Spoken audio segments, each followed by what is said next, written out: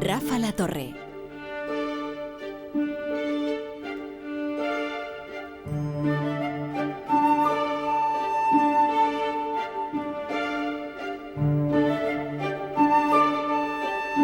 Y esta es la sintonía que anuncia la filosofía mundana de Javier Gomá, aunque hoy deberíamos haber puesto una canción de Rosalía por el tema del que viene a hablar. Así es. Hola Gomá, ¿qué tal? Estoy feliz. ¿Sabes a cuál me refiero, no? No soy devoto de Rosalía. Ah, no me digas. ¿Tú sí? A mí me gusta, sí. Yo tengo que entrar porque cuando tantas moscas comen de lo mismo es que tiene que haber algo bueno. ¡Hombre! Bueno, pues tienes que escucharlo más, Sí. con más atención. Sí, es que yo me dicen, tienes que escuchar esto, lo oigo y me recuerda a música de fondo de película. Bueno, pero lo que no dudarás es de que ha acumulado bastante de lo que tú hoy Sí. vienes a hablar, que Sí. es fama. Fama. La fama. Y además, primero, ella me cae bien. Sí. Y segundo, debe tener unas habilidades absolutamente extraordinarias para la promoción, para la proyección, para la creación de algo que comulga con el sentir general de la gente. Claro. Y de gente tan diversa, ¿eh? Sí, Y, traspasando idiomas y, eso es. y que- barreras culturales. Y me recuerda a veces lo que debió de ser Alonso, nuestro campeón de la Fórmula 1, cuando entró en un negocio completamente tomado por el dinero anglosajón y de pronto triunfó. Lo que debe ser una Rosalía que nace en barrio de Cataluña y logra triunfar en esa hegemón anglosajón, rivalizando con gente que a lo mejor tiene unas productoras, unos apoyos, unos dineros absolutamente extraordinarios. Claro. Bueno, Gomá, ¿qué es la fama? Fíjate, ¿qué te parece esta frase para empezar? A ver. La cultura progresa cuando discierne. Es decir, cada vez que el lenguaje diferencia entre palabras que designan algo parecido, se introduce un discernimiento donde no lo había. Entonces, la palabra fama tiene muchas palabras semejantes que pertenecen a la misma familia. Por ejemplo, fama positiva podríamos llamar. El buen nombre, el renombre, el prestigio, la reputación, el honor, la gloria, el reconocimiento. Y todas estas palabras sugieren que determinadas personas, bien sea por su conducta, bien sea por algún tipo de hazaña, logran una especie de trascendencia. Nosotros tenemos una vida limitada al espacio-tiempo y de pronto, como lo representaban en la antigüedad, una boca con alitas, la fama trasciende ese limitado espacio-tiempo y mucha gente habla de Rafa La Torre en todos los rincones del país y seguro que de manera muy, muy entusiasta. Bueno. Así no, que, no todos. bueno, los que te oyen solo. Eso. Y eso tiene que ver con una necesidad humana muy, muy constante, que es la necesidad de trascendencia. Pero luego hay toda una familia de palabras que se relacionan más bien con algo o neutro o negativo. La misma palabra fama, cuando hablamos de un famoso, la palabra influencia, notoriedad, popularidad, incluso celebridad, cuando se traduce la palabra anglosajona celebrity. Estuve mirando cuál es el origen etimológico de la palabra celebridad, que me ha gustado. Celebración, entiendo, ¿no? Es celebritas, que en latín significa algo que se repite muchas veces. Ah, mira. Entonces, una persona célebre es alguien del que se habla muchas veces. Y claro, si en lo positivo hablábamos sobre todo de una trascendencia, en lo negativo nos invita a pensar lo que podría ser una fama infame. Es decir, una fama absolutamente negativa. La vida de esa persona infame, sería imposible. Lo cual también nos sugiere que en la vida humana hay una construcción social. En gran parte nuestra identidad y nuestra posición depende de lo que los demás piensen de nosotros. La palabra griega para designar verdad, aletheia, etimológicamente significa alethos, no olvido. Si tú eres totalmente olvidado por los demás, no tienes verdad.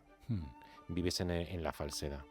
Mientras en la medida en que estás vivo en la conciencia, en el recuerdo de los demás, posees verdad. Y por eso, en la antigüedad, era muy frecuente cuando se quería a alguien cancelar por completo, extinguirlo y castigarlo con el más severo de los castigos, se aplicaba la llamada damnatio memoriae, que significaba no solamente a lo mejor intervenir y confiscar todos sus bienes, ejecutarle al que había cometido ese acto y toda su familia, sino borrar todo vestigio de su paso por la tierra.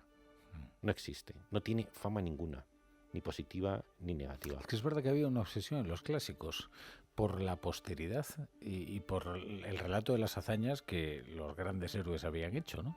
Sí, la fama. La fama creaba identidad en el mundo homérico, por ejemplo. Todo dependía de la gloria del guerrero, y la gloria era aquello que cantaba el bardo y que los demás escuchaban, normalmente expresado a través de relatos que contaban sus hazañas. Dentro de este mundo de la fama hay una fama específica, que es la fama relacionada con el mundo artístico. Otro día, Rafa, si te apetece, podré razonar un poco más sobre un tema que me parece a mí central, que es la diferencia entre las ciencias y las artes. El científico no tiene derecho a ser vanidoso, y en cambio el artista no tiene más remedio que ser vanidoso, porque la verdad del científico está basada en pruebas empíricas. Yo acierto con una ley que pueda ser verificada en un laboratorio, en un experimento, y cualquier persona me tiene que dar la razón de manera automática. Mientras que en el mundo del arte no existen unas pruebas que no pueden una verificación parecida. En consecuencia, la verdad del arte no depende de las pruebas, sino de otro tipo de laboratorio, que es el consentimiento. Y el consentimiento es lo que los otros dicen de mi obra, si tiene o no tiene verdad. En consecuencia, el científico vanidoso es idiota, mientras que el artista que no sea vanidoso verdaderamente no es artista, porque no tiene curiosidad por saber el grado de verdad que ha encerrado la obra que ha producido. Y en este contexto quizás sea interesante insistir en que, así como, en efecto, como tú has mencionado con acierto durante siglos, ese rostro con alitas, que era como se representaba la fama, era la que daba o no daba vida, reconocimiento, inmortalidad a los artistas, en el siglo XIX parece que pasó algo.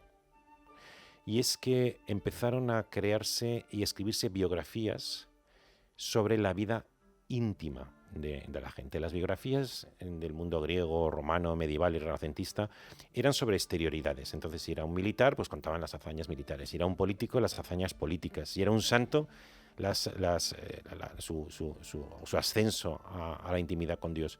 Pero en el siglo XIX, por primera vez, la vida íntima empezó a tener interés para la gente. Y surgió un nuevo tipo de biografía, que es la biografía sobre la vida personal de los poetas, de los músicos y de los pintores. Y es ahí donde me gustaría introducir una reflexión. Y es que también quizá merezca otra sesión de filosofía mundana. Y es, ¿por qué cuando se despertó la curiosidad por la vida íntima de los escritores, los filósofos, los pintores, los músicos, por qué casi siempre tenía que ver con la formación poética, musical, la escuela a la que había pertenecido ese artista? Y normalmente las relaciones sentimentales prioritariamente extramatrimoniales. Es decir, casi siempre el artista había tenido un lío con esta persona o con esta otra, aparte de que a lo mejor se habla de la escuela simbolista en la que bebió sus fuentes, pero sin embargo hay un dato. Porque creen que explica su obra también. Claro, y es lo que quiero decir, que sin embargo se omite sistemáticamente lo que, a mi juicio, es el dato más importante en la biografía de una persona, que es cómo se ganó la vida.